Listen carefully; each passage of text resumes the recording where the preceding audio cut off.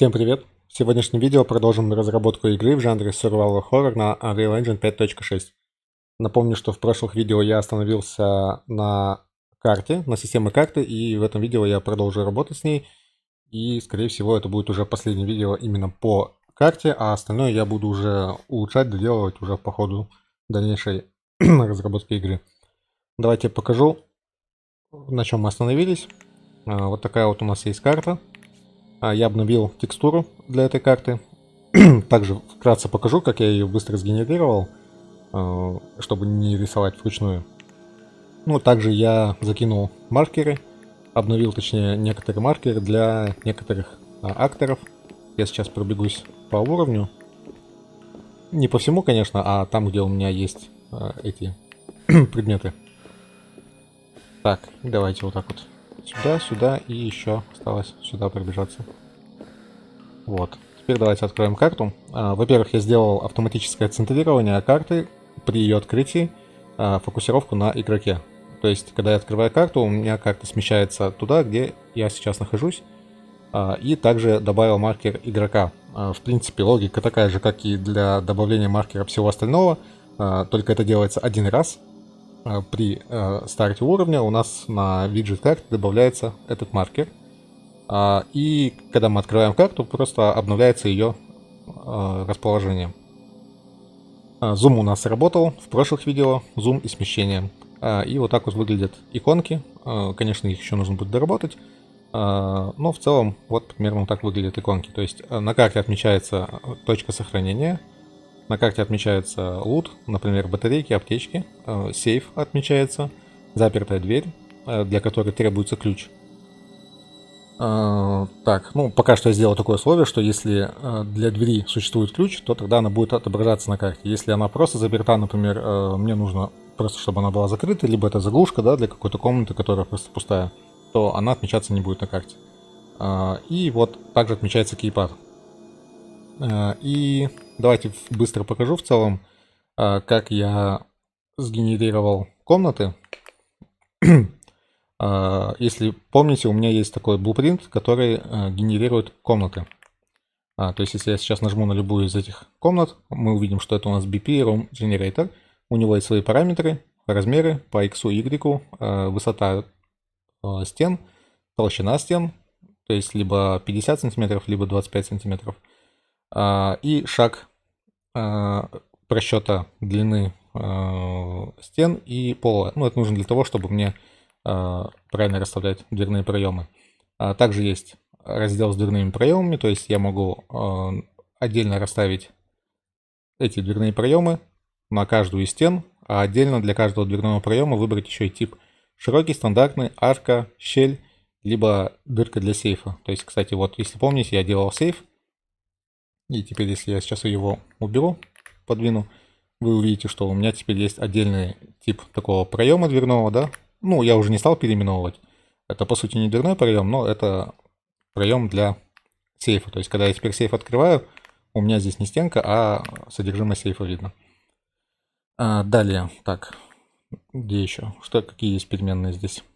Текст для отображения, да. То есть, я могу текст, цвет текста выбрать, размер, офсет смещения по оси Z, по X и Y, видимость и, ну и сам текст непосредственно, да. Далее пол, тут смещение по оси Z и галочку спаунить пол или нет. Это нужно для того, что если у меня где-то есть комнаты второго этажа, то есть если есть комнаты, которые на 2 этажа сразу распространяются, вот, например, это вот библиотека, да, то есть это отдельный blueprint, точнее актор.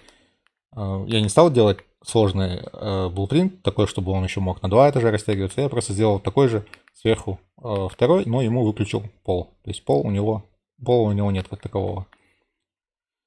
Так, ну и отдельный раздел появился с картой. То есть что делает этот blueprint? Здесь есть такая логика. Давайте я открою. На старте, ну она, конечно, по умолчанию у меня выключена, но я ее включаю только тогда, когда мне нужно сделать. То есть мы берем, создаем texture render target. То есть, по сути, это такая текстура, да, на которой запекаются изменения. Рассчитываются координаты центра комнаты, рассчитывается смещение именно карты. Если помните, в прошлых видео у меня карта была смещена немножко кверху, да? Я сейчас покажу. Она была вот здесь вот у меня сверху, а здесь было пустое место. То есть для того, чтобы этого не было, я при захвате снимка, при захвате уровня, да, на снимок, я просто задал ей небольшое смещение в 2000, то есть теперь она у меня центрирована практически. Ну, примерно, плюс-минус. Ну и это вот смещение мы задаем здесь также. Потом мы высчитываем левый верхний угол координаты, да, и переводим это в координаты Texture Render Target попиксельно. То есть у меня здесь есть переменные, которые задают максимальные распространения на карте.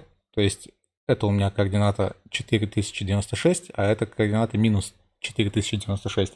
Ну и точно так же здесь минус 496 и 496. То есть эти переменные подаются сюда.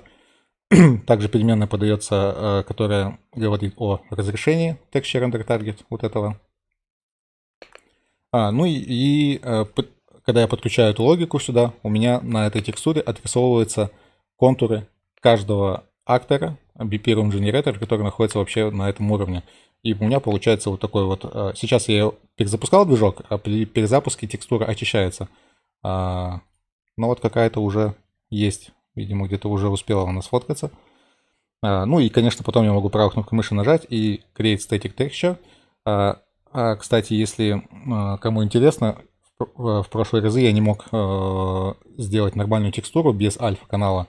Это все решилось вот таким вот способом. То есть это, кстати, вот дверные проемы я отдельно делал. Точно так же я в Blueprint двери внедрил такую логику, чтобы при старте они нарисовались все на карте у меня. И как решилась проблема с альфа-каналом, я поменял здесь Render Target формат на RGBA 8. И после этого исчезла проблема с альфа-каналом. То есть, когда я нажимаю Create Static Texture, у меня создается нормальная текстура. Вот они текстуры. Так, давайте я открою. Где у меня карта? Вот смотрите, у меня есть, получается, несколько текстур я таких создал. Это у меня, получается, здесь маска дверей. Вот как раз таки она статичная текстура. Вы видите, что альфа-канала здесь нет, недоступен. Также есть текстура стен.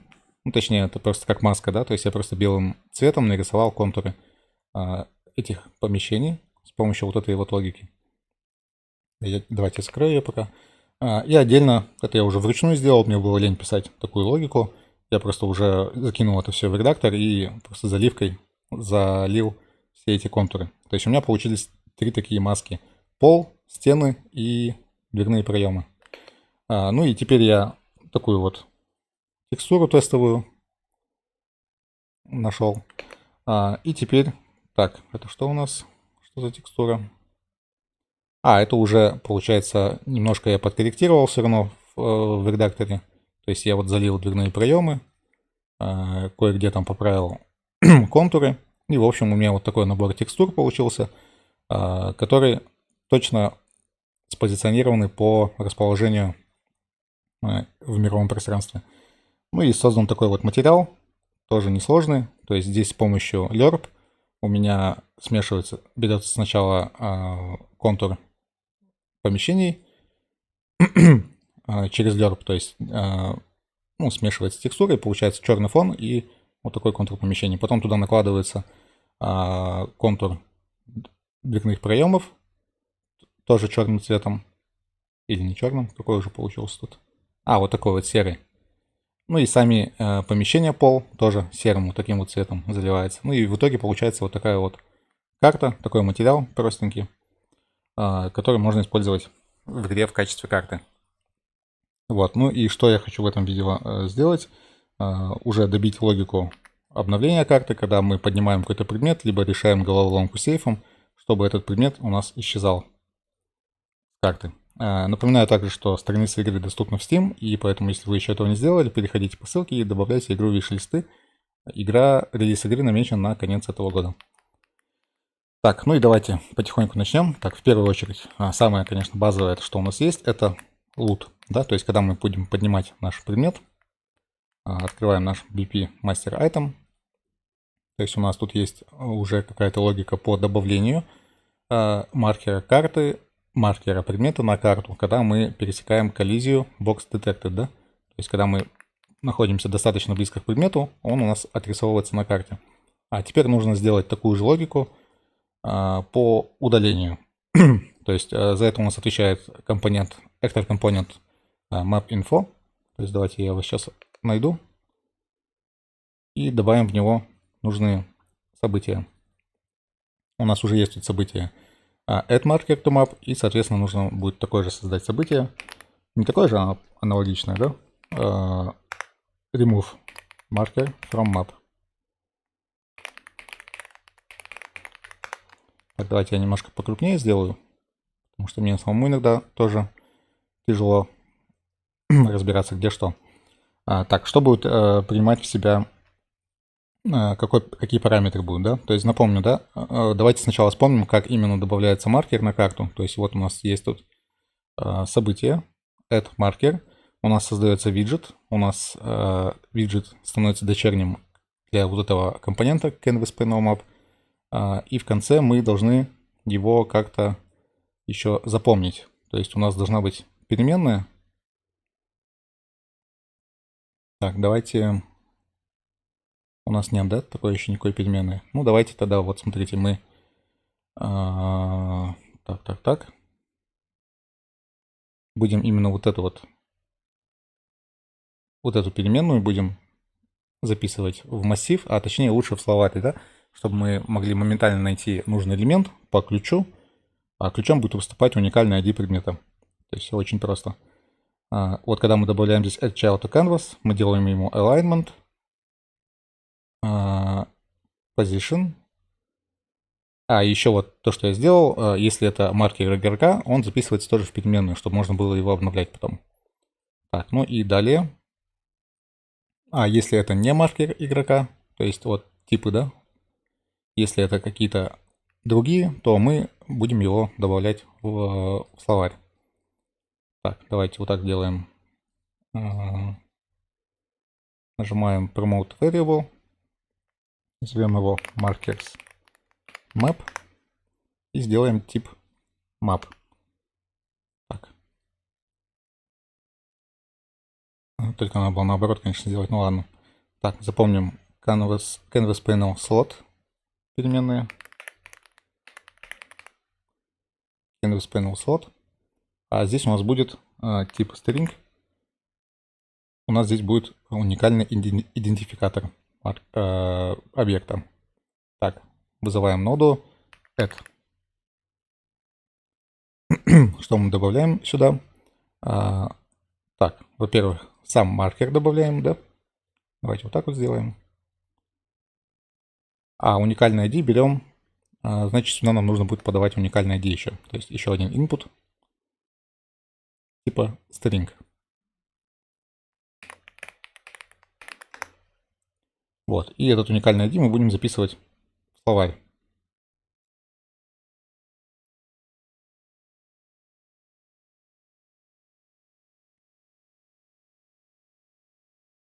Так, скомпилируем, сохраним. Теперь, получается, нужно также будет обновить логику у всех этих предметов. То есть, когда у нас вызывается begin overlap, если делается проверка на то, игрок это или нет, и...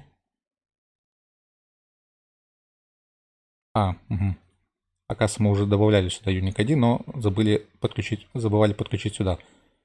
Вот в чем прелесть actor компонента, что теперь мне не нужно в каждом блупринте для предмета, для сейфа, да, обновлять эту логику. Мне достаточно один раз это изменить в actor компоненте. То есть теперь, когда мы добавляем маркер на карту, он у нас записывается в словарь. Напомню, что в словаре значения не могут повторяться, то есть ключи все индивидуальные, поэтому можно моментально быстро его найти. Так, ну и давайте теперь писать это событие, приписывать. То есть мы удаляем remove marker from map. То есть нам достаточно подать сюда только переменную типа string, то есть какой именно ID нам нужно удалить с карты. И точно так же мы берем ссылку на наш main widget, на нашу карту, виджет карты. Давайте так продублируем. И будем у него создадим кастомное событие еще одно. То есть вот маркер есть добавление маркеров. Так, давайте это я вот так подвину сюда. И здесь создаем новое событие remove marker.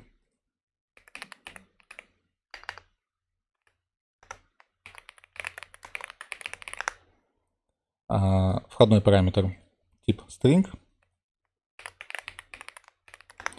Что мы будем делать? Мы берем нашу переменную словарь, ищем у нее по этому ключу дочерний элемент.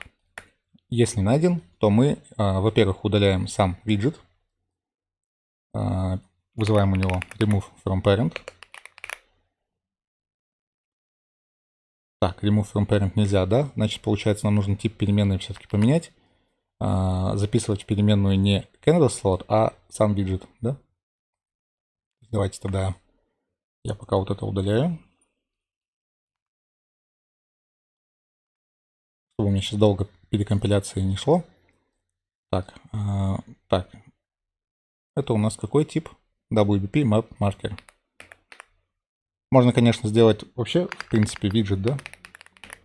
Чтобы потом, если вдруг я класс поменяю, пускай так будет.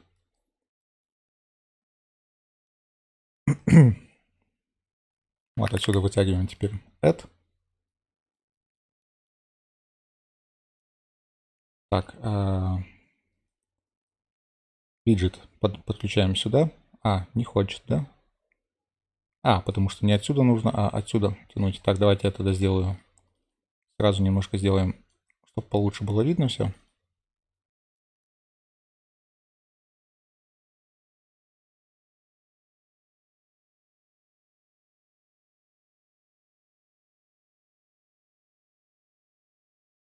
Так, ну и уникальный ID. Не забываем, что подаем уникальный ID. И теперь, когда мы вызываем remove from parent, также ищем, вызываем ноду find, подаем ID. Если найден был элемент, то мы берем и просто удаляем этот виджет. Во-первых, удаляем виджет, а во-вторых, мы удаляем запись из этого словаря.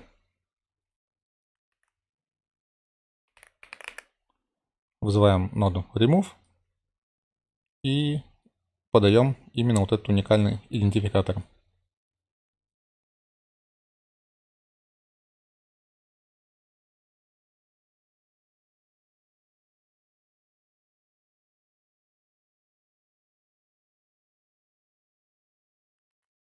И теперь, получается, из vector компонента нужно просто вызвать это событие. Remove map, нет, remove marker, да? Remove marker. И подаем наш идентификатор. Так, какой у нас подается? Вот, отсюда.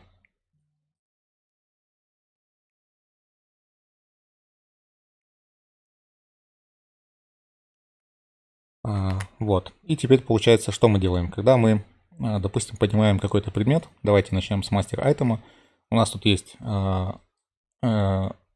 функция interact, да, то есть когда мы пытаемся взаимодействовать с предметом, мы отправляем игроку информацию о том, что это за предмет, какой у него тег есть, количество, уникальный ID и так далее, да. И далее, что делает наш игрок? Теперь нам нужно искать, зайти в blueprint нашего персонажа.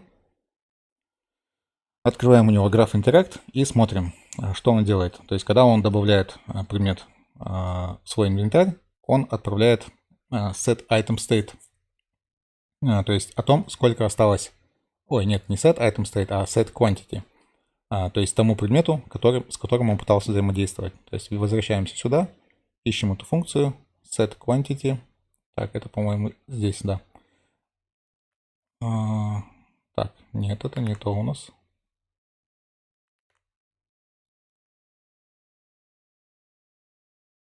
Ну да, вот она была. Просто как-то я ее не заметил здесь почему-то.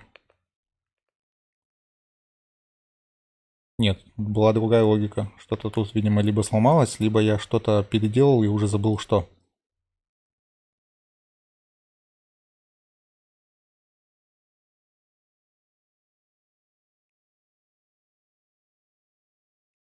Надо вспоминать сейчас, что я тут где забыл. Потому что когда мы отправляем Ну, явно должна быть переопределена эта функция, да, вот PPI interaction. Так, а почему-то у master item. Ну понятное дело, да, понятно, я все понял почему. Потому что мы setQuantity вызываем только тогда, когда мы не смогли полностью забрать все предметы на карте. То есть, допустим, было 5 аптечек, а у нас в инвентарь влезло только 3. Поэтому мы тогда не удаляем предмет.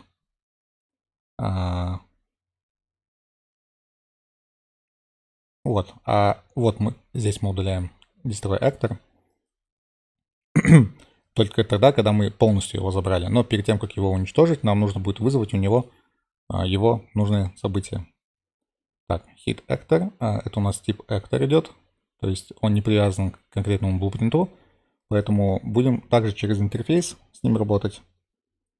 Давайте тогда открываем наш BPI interaction.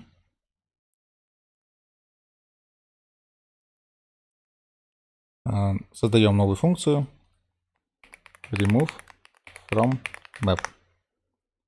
Так, тип ставим item, то есть мы item можем, да, отправить это сообщение. И получается, перед тем, как удалить этот предмет, мы ему будем отправлять сообщение remove from map message. И только потом его уже удалять со сцены. То есть, чтобы он успел удалиться с карты. Так, и получается, в нашем BP Master Item мы ищем это событие. Вот оно. И будем просто здесь вызывать у нашего actor компонента функцию remove marker from map. В него подаем наш уникальный ID. То есть actor компонент отрабатывает, удаляет, отправляет сообщение виджету о том, что нужно удалиться с карты, удалить данные из массива, из словаря точнее. И только потом уже игрок вызывает destroy actor у этого предмета. Так, ну давайте теперь попробуем, да, запуститься. Давайте подойдем к батарейке. Вот у нас батарейка лежит. Смотрим на карте. На карту она появилась. Теперь я поднимаю батарейку. Смотрю, на карте ее больше нет. Все, точно то же самое у нас с аптечкой. Аптечка есть, поднимаем. Аптечки на карте нет, она все у нас появилось в инвентаре. И теперь, получается, осталось только с сохранением еще разобраться. То есть теперь, когда мы проверяем информацию о сохранении, то есть мы делали так, чтобы автоматически рисовался маркер, да, если мы этот предмет уже находили. Вот. Но что делать, если мы его подняли, да? Все очень просто. Если у нас тут вызовется destroy actor, то он уже дальнейшую логику вызывать не будет, и, соответственно, предмет не отрисуется на карте. То есть тут уже все, уже продумано заранее.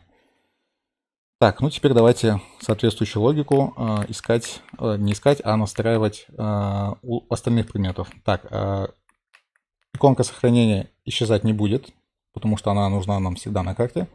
Так, сейф, точнее, кейпад я, скорее всего, тоже пока выбирать не буду. Пусть он будет всегда, потому что пока что логика такая, что нужно постоянно в него вводить пароль. Соответственно, предмет не исчезает, не деактивируется, соответственно, и иконка на карте тоже должна оставаться.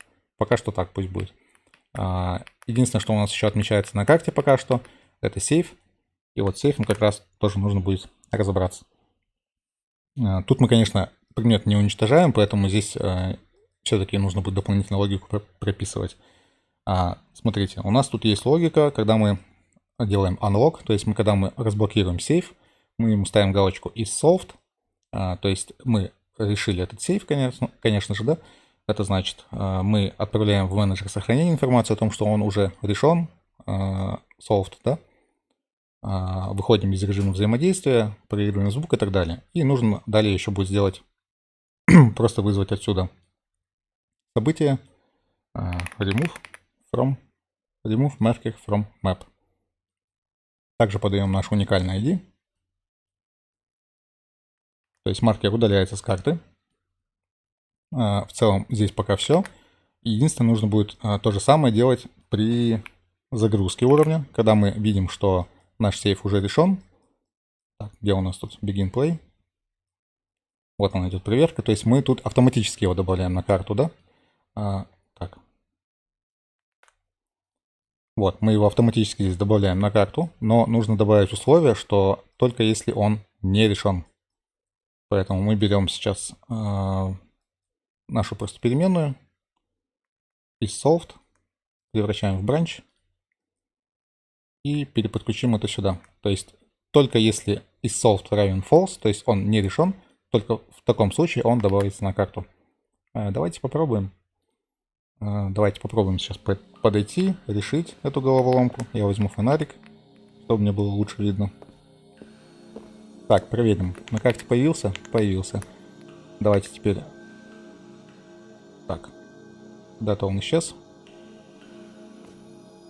Кстати, вот именно почему-то с сейфом у меня периодически возникает такая проблема.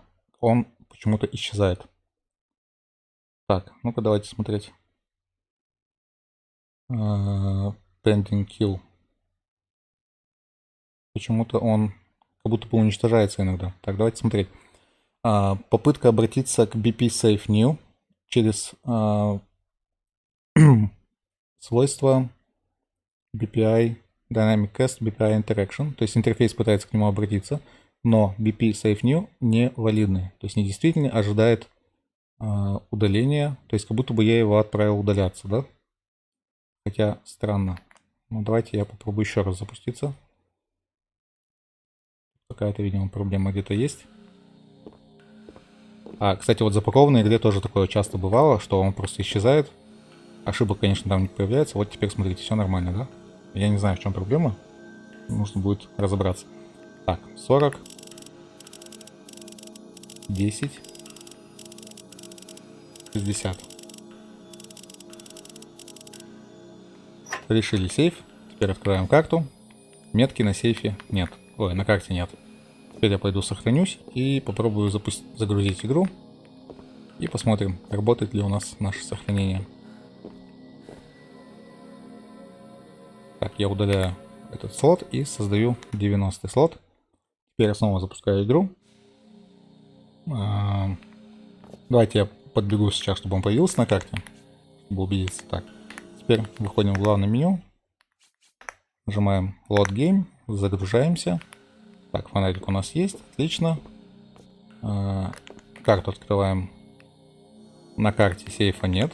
Ну и он еще должен быть открыт сейчас. Так, пока что нет. Ну он... то есть все, мы его решили. Система сохранения не запомнила, что он решен. Единственное, что дверца не сохранилась в том состоянии, в открытом, в котором я ее оставил. Ну, это не проблема. То есть не обязательно делать так, чтобы он открытый был всегда в целом. Хотя я вроде бы как делал set opened. Вроде бы как я это ставил. Ну-ка давайте я попробую open close, когда мы ставим. Когда мы открываем, закрываем сейф. Мы ставим переменную is opened либо true, либо false. И отправляем это в менеджер сохранений. Ставим ему, отправляем информацию о том, что дверца открыта. Потом, когда мы загружаем игру, если мы нашли запись об этом сейфе, если он решен, и если он открыт, то мы вызываем вот эту функцию setOpened. И здесь должны были просто назначить relative rotation минус 50, 0, 0, минус 50. Так, где наша дверца? Давайте смотреть. Минус 50, ой. Да, должна была быть открыта, но почему-то не сработала. Ну ладно, это я уже потом буду вылавливать ошибки. Главное, что теперь карта работает в связке с сохранением и с взаимодействием предметов. То есть теперь лут, когда поднимается и уничтожается, он также исчезает с карты. Сейф, когда решается, он тоже исчезает с карты. Так, ну в целом, наверное, с этой частью можно считать, что разобрались. Так, ну и, наверное, что еще с картой? Ну, останется, конечно, карту допиливать. То есть, во-первых, визуал сделать ей поинтереснее. Во-вторых, сделать более плавное какое-то увеличение, да, смещение. Настроить перемещение не только на кнопки, но и на перетаскивание мышью. В дальнейшем, конечно, карта будет изменяться. То есть, скорее всего, будет не вся карта первого этажа, а если, допустим, более-менее получится логически изолированные помещения, например, вот восточное крыло, западное, восточное, то, конечно, логичнее будет сделать отдельно карты для каждого какого-то подуровня, да, ну и, соответственно, реализовать навигацию между этажами карты, то есть, чтобы можно было их менять. То есть мои мысли такие, что скорее всего, ну, то есть я еще пока не решил, будет ли динамически просто меняться материал карты, да, то есть для каждого этажа будет отдельный свой материал, допустим, да, или материал инстанс, а в него просто будет подаваться отдельная текстура, ну, отдельная текстура плана помещения, да, но тогда для каждый раз придется при смене этажа нужно будет очищать вот этот массив, словарь, который содержит в себе список всех маркеров на карте, да, то есть удалять все маркеры с этого этажа, потом загружать информацию о том, какие маркеры на новом этаже, на котором мы переключились, да, и заново их расставлять по карте. И все это должно произойти менее чем за секунду, да, когда мы меняем этаж. Допустим, мы с восточного крыла переключились на западное, то есть моментально должна поменяться картинка и моментально поменяться маркеры. А если их будет очень много, могут быть проблемы. То есть, поэтому я думаю, что все-таки будет второй подход.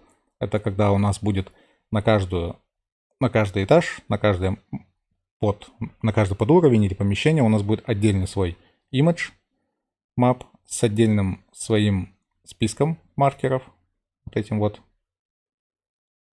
И просто мы будем выключать видимость.